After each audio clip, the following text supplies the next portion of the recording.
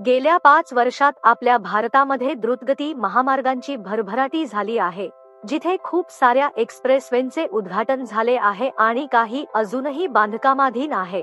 तसेच काही एक्सप्रेसवे अर्धवट उघडले गेले आहे. तर आजच्या व्हिडिओमध्ये आपण 2024 मध्ये तयार होणाऱ्या महामार्गांबद्दल चर्चा करणार आहोत. तर या यादीत पहिल्या क्रमांकावर आहे तो म्हणजे दिल्ली मुंबई एक्सप्रेसवे, जो भारतातील सर्वात लांब एक्सप्रेसवे देखील आहे. 1350 किलोमीटर लांबीचा हा ग्रीनफील्ड एक्सप्रेसवे दिल्ली आणि मुंबईला एकमेकांशी जोडतो. या एक्सप्रेसवेला लागणारा अंदाजित खर्च 1,00,000 कोटी रुपये इतका आहे. या 8 लेन एक्सप्रेसवेचे 12 लेनमध्ये रुंदीकरण करता येणे शक्य होणार आहे. आणि या एक्सप्रेसवेच्या वर्तमान स्थितीबद्दल बोलायचे झाले तर सोहना ते दौसा या 1350 किलोमीटर पैकी 246 किलोमीटरचे उद्घाटन 12 फेब्रुवारी 2023 रोजी करण्यात आले, जेथे इतर सेक्शन्ससाठी अधिकृत पूर्णत्वाची तारीख डिसेंबर 2024 आहे. पण माझ्या अंदाजानुसार ते डिसेंबर 2026 पर्यंत पूर्ण होऊ शकेल. त्यानंतर दुसऱ्या क्रमांकावर दिल्ली अमृतसर कटरा हा एक्सप्रेसवे आहे. अंदाजे 650 किलोमीटर लांबीचा हा ग्रीनफील्ड आणि ब्राउनफील्ड एक्सप्रेसवे दिल्ली आणि जम्मूला एकमेकांशी जोडतो. या एक्सप्रेसवेला लागणारा अंदाजित खर्च 25,000 कोटी रुपये इतका आहे. या 4 लेन प्रवेश नियंत्रित असलेल्या या एक्सप्रेसवेचे भविष्यात 8 लेनपर्यंत रुंदीकरण केले जाऊ शकते. या प्रकल्पाची अंतिम मुदत डिसेंबर 2025 आहे. तिसऱ्या क्रमांकावर दिल्ली ते डेहराडून एक्सप्रेसवे आहे. अंदाजे हा 210 किलोमीटर लांबीचा ग्रीनफील्ड आणि ब्राउनफील्ड एक्सप्रेसवे आहे, जो दिल्ली ते डेहराडूनला एकमेकांशी जोडतो. या एक्सप्रेसवेला लागणारा अंदाजित खर्च 13,000 कोटी रुपये इतका आहे. 6 ते 12 लेनचा हा द्रुतगती मार्ग सध्या निर्माणाधीन आहे आणि तो पूर्ण करण्याची अंतिम तारीख डिसेंबर 2025 आहे. चौथ्या क्रमांकावर आहे दिल्ली ते जयपूर एक्सप्रेसवे.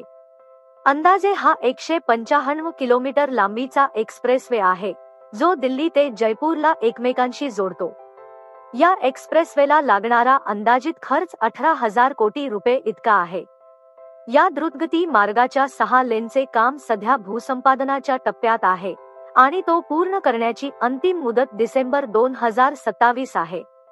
5व्या क्रमांकावर आहे तो आग्रा ते ग्वाल्हेर एक्सप्रेसवे.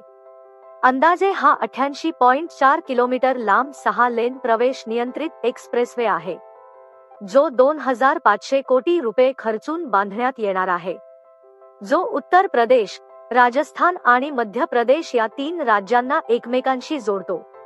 या एक्सप्रेसवेच्या वर्तमान स्थितीबद्दल बोलायचे झाले तर हा प्रकल्प सध्या बोलीच्या टप्प्यात आहे आणि तो पूर्ण करण्याची अंतिम मुदत डिसेंबर 2027 आहे. 6व्या क्रमांकावर आहे तो म्हणजे अमृतसर ते जामनगर एक्सप्रेसवे. अंदाजे हा 1,257 किलोमीटर लांबीचा एकूण 6 लेनचा एक्सप्रेसवे आहे, जिथे काही भाग ग्रीनफील्ड आणि काही भाग ब्राउनफील्ड आहे. या एक्सप्रेसवेला लागणारा अंदाजित खर्च 80,000 कोटी रुपये इतका आहे, जो पंजाब, हरियाणा, राजस्थान आणि गुजरात या 4 राज्यांना एकमेकांशी जोडेल. हा भारतातील दुसरा सर्वात लांब एक्सप्रेसवे असून या एक्सप्रेसवेच्या वर्तमान स्थितीबद्दल बोलायचे झाले तर या एक्सप्रेसवेचा काही भाग तयार आहे तर काही भाग बांधकामाधीन आहे. 2025 पर्यंत हा संपूर्ण एक्सप्रेसवे पूर्ण करण्याचे उद्दिष्ट अधिकाऱ्यांनी ठेवले आहे. 7व्या क्रमांकावर आहे तो गंगा एक्सप्रेसवे. अंदाजे हा 594 किलोमीटर लांबीचा एक्सप्रेसवे आहे. हा एक्सप्रेसवे उत्तर प्रदेशातील मेरठ ते प्रयागराजला एकमेकांशी जोडतो. या एक्सप्रेसवेला लागणारा अंदाजित खर्च 40,000 कोटी रुपये इतका असून हा 6 लेन प्रवेश नियंत्रित एक्सप्रेसवे आहे, जो भविष्यात 8 लेन पर्यंत वाढवता येणे शक्य होणार आहे आणि तो पूर्ण करण्याची अंतिम मुदत डिसेंबर 2026 आहे. 8व्या क्रमांकावर गोरखपूर लिंक एक्सप्रेसवे आहे. अंदाजे 94 किलोमीटर लांबीचा हा 4 लेन प्रवेश नियंत्रित एक्सप्रेसवे आहे, जो गोरखपूर ते पूर्वांचल एक्सप्रेसवेला एकमेकांशी जोडतो. या एक्सप्रेसवेला लागणारा अंदाजित खर्च 5,900 कोटी रुपये इतका आहे. या प्रकल्पाने आधीच मार्च 2023 ची अंतिम मुदत ओलांडली आहे. 2024 पर्यंत हा एक्सप्रेसवे पूर्ण होईल अशी आपण आशा करू. 9व्या क्रमांकावर नागपूर ते मुंबई हा एक्सप्रेसवे आहे. अंदाजे 701 किलोमीटर लांबीचा हा 6 लेन प्रवेश नियंत्रित एक्सप्रेसवे आहे. हा एक्सप्रेसवे पुढे 8 लेनपर्यंत रुंद केला जाऊ शकतो. या द्रुतगती मार्गाचा नागपूर ते शिर्डी हा टप्पा 1 खुला झाला आहे. बाकीचा पुढचा टप्पा 2 भरवीर पर्यंत खुला झाला आहे, जो अंदाजे 70 किलोमीटर लांबीचा आहे. हा उर्वरित 110 किलोमीटर लांब 2024 च्या अखेरीस उघडण्याची योजना आहे. 10व्या क्रमांकावर नागपूर ते गोवा एक्सप्रेसवे आहे. अंदाजे हा 760 किलोमीटर लांबीचा 6 लेन प्रवेश नियंत्रित ग्रीनफील्ड एक्सप्रेसवे आहे. या एक्सप्रेसवेला लागणारा अंदाजित खर्च 75,000 कोटी रुपये इतका असून जो वर्धाजवळील नागपूर ते मुंबई द्रुतगती मार्गाला जोडला जाईल. आणि असा अंदाज आहे की नागपूर ते गोवा प्रवासाचा वेळ 7 तास असेल, जो सध्या 21 तासांचा आहे. या एक्सप्रेसवेच्या सध्याच्या स्थितीबद्दल बोलायचे झाले तर हा एक्सप्रेसवे डीपीआरच्या टप्प्यात आहे. 11व्या क्रमांकावर औरंगाबाद म्हणजेच संभाजी नगर ते पुणे एक्सप्रेसवे हा आहे. अंदाजे 225 किलोमीटर लांबीचा हा 6 लेन प्रवेश नियंत्रित ग्रीनफील्ड एक्सप्रेसवे आहे. तो संभाजी नगर ते पुण्याला अवघ्या 2 तासात एकमेकांशी जोडेल. या प्रवासाला सध्या सुमारे 4.5 तास लागतात. या एक्सप्रेसवेच्या प्रकल्प खर्चातून 10,000 कोटींचे भूसंपादन सुरू आहे. 12व्या क्रमांकावर सुरत ते चेन्नई एक्सप्रेसवे हा आहे. अंदाजे 1220 किलोमीटर लांबीचा हा 6 लेन प्रवेश नियंत्रित ग्रीनफील्ड एक्सप्रेसवे आहे, जो प्रकल्पाच्या 45,000 कोटी रुपये खर्चातून बांधला जात आहे, जो गुजरात, महाराष्ट्र, तेलंगणा आणि तामिळनाडू अशी 4 राज्यांना एकमेकांशी जोडेल. या एक्सप्रेसवेच्या सध्याच्या स्थितीबद्दल बोलायचे झाले तर काही विभागांचे बांधकाम सुरू आहे, तर काही भागात भूसंपादन सुरू आहे आणि काही बोलीच्या टप्प्यात आहेत. 2026 च्या अखेरीस हा एक्सप्रेसवे पूर्ण करण्याचे नियोजन आहे. 13व्या क्रमांकावर बेंगळुरू ते चेन्नई एक्सप्रेसवे हा आहे. 261 किलोमीटर लांबीचा हा 4 लेन प्रवेश नियंत्रित ग्रीनफील्ड एक्सप्रेसवे आहे. भविष्यात तो 8 लेन पर्यंत रुंद केला जाऊ शकतो.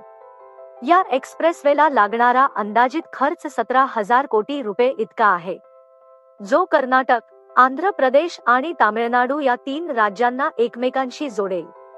या एक्सप्रेसवेच्या वर्तमान स्थितीबद्दल बोलायचे झाले तर काही विभागांचे बांधकाम सुरू आहे आणि काही विभागांचे भूसंपादन प्रगतीपथावर आहे आणि तो पूर्ण करण्याची अंतिम मुदत डिसेंबर 2025 आहे. 14व्या क्रमांकावर बेंगळुरू ते पुणे हा एक्सप्रेसवे येतो. 700 किलोमीटर लांबीचा हा प्रवेश नियंत्रित ग्रीनफील्ड एक्सप्रेसवे आहे, जो महाराष्ट्रातील पुण्यापासून सुरू होतो आणि कर्नाटकातील बेंगळुरू येथे संपतो.